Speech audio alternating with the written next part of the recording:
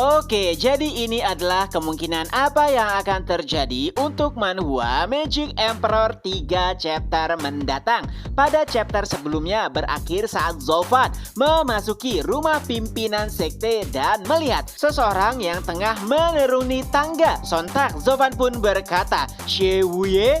Ya, ini adalah pertemuan pertama mereka. Shewuye langsung menanggapinya.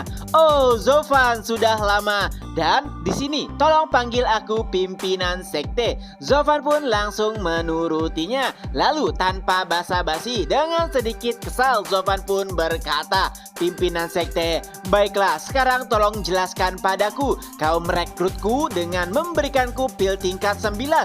Lalu aku juga berjalan jauh untuk mencapai tempat ini. Jadi, bagaimana bisa aku berakhir di tempat tenaga pekerja?" Shewuye pun langsung menanggapinya. "Itu dia, seharusnya aku akan menjadikanmu seorang elit dan bahkan akan mengangkatmu sebagai muridku pribadi. Tapi yang mulia berpikiran lain, aku telah menjelaskan banyak hal dan terlalu memujimu. Nampaknya itu membuat yang mulia curiga hingga pada akhirnya kau pun ditempatkan di sana. Tapi aku yakin dengan kemampuanmu kau bisa memberikan kontribusi besar hingga pada akhirnya nanti kau dipindahkan. Padahal dari awal aku sudah mempersiapkanmu untuk mengikuti kompetisi naga ganda." Zofan kembali menanggapinya. "Aku mengerti alasan tersebut dan aku adalah ahli Ranah Tianshuan tingkat 7. Bagaimana bisa aku berakhir di tempat yang paling buruk? Setidaknya bukankah seharusnya aku bisa masuk untuk menjadi murid luar juga? Bagaimana bisa aku membuat kontribusi tanpa diberikan panduan sebelumnya? Lagi pula di sana juga ada Humayar dan juga Kuilang. Lalu ngomong-ngomong, apa itu pertemuan naga ganda?" Shewuye pun kembali menjelaskannya. "Aku akan memberitahumu nanti, terlalu dini untuk menjelaskannya sekarang. Baiklah, untuk saat ini mari lihat kemampuanmu dalam hal bersih-bersih. Silakan mulai menyapu saja." Sepertinya Shewuye sengaja mengatakan hal tersebut untuk mengejek Zofan. Dan anehnya, Zofan langsung menerimanya. Ia berkata, "Baiklah pimpinan sekte." Dan saat Zofan mulai menyapu, terciptalah sebuah angin besar. Melihat hal tersebut, Shewuye langsung berhentikannya. "Cukup, cukup, cukup. Apakah kau ingin menghancurkan tempat ini?" Zofan berkata, "Tidak, bukankah kau memerintahkanku untuk membersihkan tempat ini? Dan lihatlah, seluruh debu telah menghilang." Apa yang dikatakan Zofan memang benar. Lantai menjadi sangat bersih, tapi beberapa perabot telah tertutup debu. Shewuye pun memerintahkan Zofan untuk melakukan hal lainnya. Zofan kembali menurutinya. Tapi secara tidak sengaja, Zofan pun menjatuhkan salah satu perabotan dan membuatnya pecah. Zofan berkata, "Pimpinan sekte, maafkan aku akan segera memberesinya." Dan sepertinya Shewuye paham jika Zofan tidak berencana untuk membersihkan tempatnya, melainkan berusaha untuk menghancurkannya. Oleh sebab itulah Shewuye langsung mengusir Zofan. "Baiklah, kau pergi saja dari tempat ini dan pikirkanlah bagaimana cara keluar dari tempat tenaga kerja." Dan dengan tenang Zofan pun menjawab, "Baik pimpinan sekte." Tapi perkataan tersebut malah membuat Shewuye menjadi lebih kesal. Shewuye pun melampiaskan amarahnya dengan berteriak. Lalu seseorang pun menghampirinya. "Pimpinan sekte, ada apa? Apakah terjadi sesuatu?" Shewuye pun menjawab, "Apakah kau tidak bisa melihat? Ya, situasinya benar-benar kacau. Ruangan pimpinan sekte yang biasanya bersih kini telah porak-poranda." Pria tersebut pun bertanya, "Pimpinan sekte, siapa yang melakukan ini? Biarkan aku mengurusnya." Lalu Shewuye pun menjawab, "Tidak perlu, aku tahu siapa yang melakukannya. Seseorang dari tenaga pekerja telah membersihkan tempat ini dan inilah yang terjadi." Mendengar hal tersebut, pria itu pun menanggapinya, "Oh, itu bagus. Jika pimpinan sekte tahu, maka akan lebih mudah untuk mencarinya." Saat pria tersebut ingin keluar ruangan dan mencari sang biang kerok, Shewuye kembali menghentikannya. "Tunggu, namanya adalah Zofan. adalah hal yang bagus setelah mengetahui nama si pelaku. Tapi pimpinan sekte kembali menjelaskan, tapi jangan pernah menyentuh pria bernama Zovan tersebut. Yang terpenting adalah panggil bajingan yang memerintahkannya untuk bekerja di sini. Pimpinan sekte nampak terlihat sangat marah dan sosok tersebut pun langsung keluar ruangan. Di sisi lain, seluruh pekerja nampaknya telah kembali kecuali Zovan, Quilang, dan juga Yuiling nampaknya senang dengan keputusan yang telah mereka berbuat. Mereka tahu bagaimana temperamen dari pimpinan sekte. Sedikit saja kesalahan, maka ia yakin Zovan akan mati walaupun ia memiliki backingan di belakangnya. Itu berarti rencana mereka untuk menyingkirkan Zovan telah berhasil.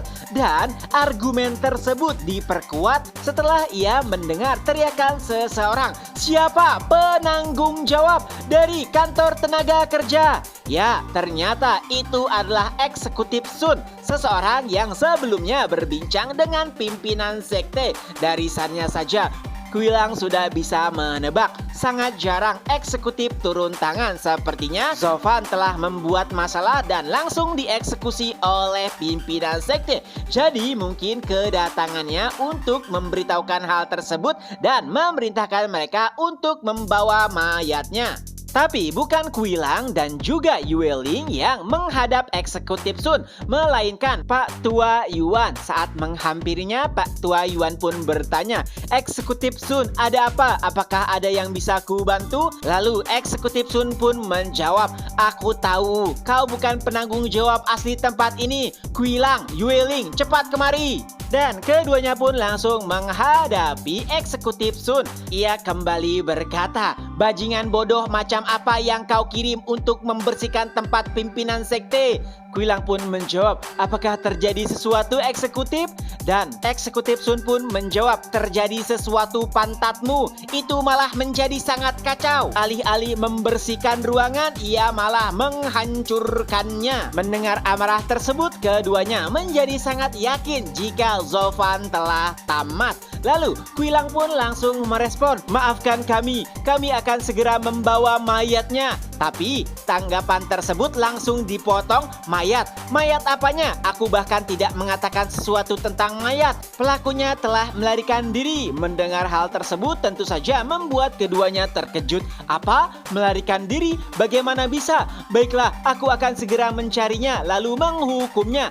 Dan eksekutif Sun kembali menambahkan, menghukumnya? Bahkan pimpinan sekte saja membiarkannya pergi begitu saja. Lalu kau berani-berani menghukumnya? Satu hal lagi, jangan ada seorang pun yang berani mengganggu Zovan. Dan siapa bajingan bodoh yang memerintahkannya untuk bekerja di sana? Perkataan tersebut membuat keduanya gemetar. Tentu saja merekalah yang memerintahkan Zovan. Tapi karena tidak ingin dihukum, ia pun menyalahkan salah satu pekerja. Quilang berkata bahwa seharusnya ialah yang membersihkan tempat pimpinan sekte, tapi malahan ia menyerahkan pekerjaan tersebut kepada Zovan. Pekerja tersebut ingin membantahnya, tapi belum selesai. Ia menjelaskan, Quilang langsung mengeksekusinya guna terhindar dari bencana yang lebih besar. Quilang pun kembali berkata, "Eksekutif Sun, aku sudah mengurus penanggung jawabnya. Lalu apa yang harus kami lakukan selanjutnya?" Nah, eksekutif Sun adalah rubah yang licik. Jadi sebenarnya ia tahu bahwa Quilang hanya melemparkan kesalahan. Tapi walau begitu, ia memutuskan untuk mengakhiri hal tersebut. Lalu berkata, "Quilang, Yueling, aku tidak tahu rencana apa yang telah kalian buat. Tapi aku harap kalian tidak bermain-main dengan Zovan.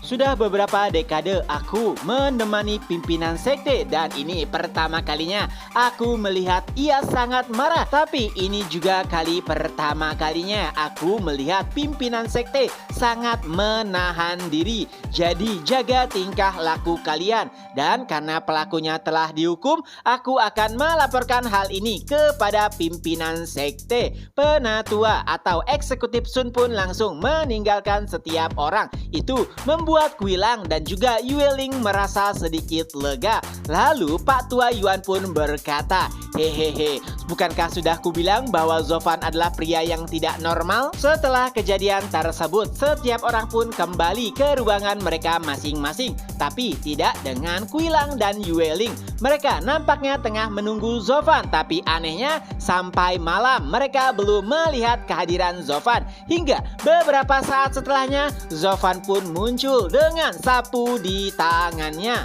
Melihat Zovan yang pulang telat, Quilang pun berkata, "Zovan, dari mana saja kau? Seharusnya setelah bekerja kau harus kembali." Zovan menanggapinya dengan santai. "Oh, maafkan aku karena tidak ada yang memberitahukan hal tersebut kepadaku sebelumnya." Perkataan enteng Zovan sebenarnya membuat keduanya merasa kesal. Tapi karena insiden sebelumnya, mereka ragu untuk melakukan hal yang buruk kepada Zovan. Oleh sebab itulah Quilang hanya berkata, "Baiklah, karena ini adalah pertama kalinya bagimu, aku akan memakluminya. Tapi lain kali kau harus dihukum." Zovan kembali menjawabnya dengan santai.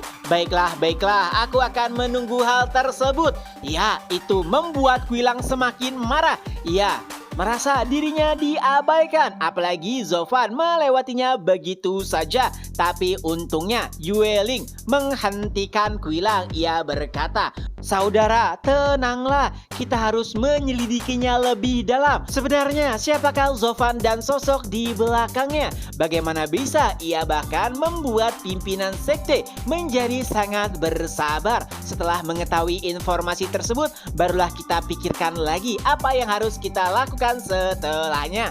Dan Quilang pun setuju dengan apa yang dikatakan oleh Yueling. Adapun Zovan, ia pun bisa menebak apa yang telah terjadi terhadap keduanya, yaitu terkait insiden yang dilakukan oleh Zovan sebelumnya. Dan setelah kejadian itu, Yueling dan juga Quilang selalu mengirimkan Zovan ke tempat terpencil untuk melakukan bersih-bersih. Dan chapter pun berakhir. Nah, itulah kemungkinan apa yang akan terjadi untuk Manhwa Magic Emperor chapter mendatang. Dan lagi-lagi ceritanya mungkin bisa menjadi sedikit panjang ataupun sedikit pendek dari apa yang Mimin ceritakan. Itu saja dulu, ketemu lagi di next video. Bye-bye. Oh ya, untuk yang nanya novel nanti Mimin tulis ya di atas atau di bawah video. Silahkan cek baik-baik.